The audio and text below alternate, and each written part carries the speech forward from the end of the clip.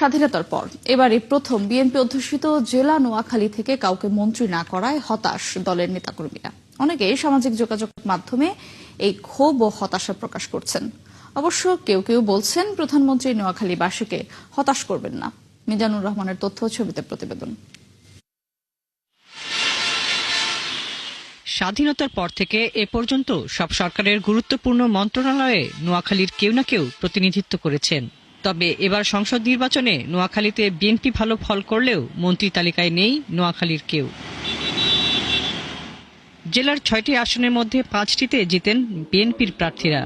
এর মধ্যে নোয়াখালী ১ আসনে এম মাহমুদউদ্দিন খোকন, নোয়াখালী ২ আসনে জয়নুল আবদিন ফারুক, নোয়াখালী ৩ আসনে বরকতুল্লাহ বুলু, নোয়াখালী ৪ আসনে মোহাম্মদ শাহজাহান এবং নোয়াখালী ৫ আসনে মোহাম্মদ ফখরুল ইসলাম।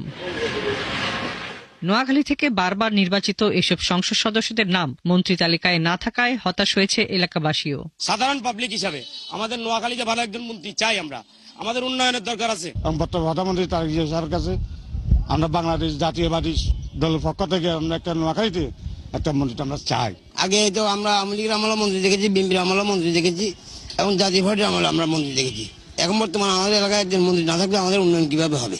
নির্বাচিত সংসদ সদস্যরা মন্ত্রিসভায় ঠাঁই পেলে এলাকার উন্নয়নে দেয়া প্রতিশ্রুতি বাস্তবায়নে কয়েক ধাপ এগিয়ে যেত জেলাটি, বলছেন এলাকাবাসী। নোয়াখালীর যে সকল উন্নয়ন কাজ অসমাপ্ত রয়েছে সে সকল উন্নয়ন কাজ সুসম্পন্ন করার জন্য অতি সম্প্রতি সময়ে অনুষ্ঠিত যে নির্বাচিত নেতাদের মধ্যে থেকে বিশেষ করে নোয়াখালীর বরকতুল্লাহ বুলু সাহেবের কথা বলবো। আমাদের অনেক দাবি আছে, সে দাবিগুলি পূরণের জন্য আমাদের মন্ত্রিত্ব প্রয়োজন। ওনাদের উন্নয়নের যে কমিটমেন্টগুলি আছে এই কমিটমেন্টগুলি ওনারা পালন করবেন এই এমপি থাকাকালীন, কিন্তু মন্ত্রী হলে নোয়াখালীর যে বৃহত্তর ইস্যুগুলি ছিল এই ইস্যুগুলি বাস্তবায়নে আরো ব্যাপক উন্নয়ন। বিএনপি নেতারা বলছেন নোয়াখালী জেলা বিএনপির দুর্গ হিসেবে পরিচিত হলেও এবার মন্ত্রিসভায় কেউ না থাকায় তারাও হতাশ।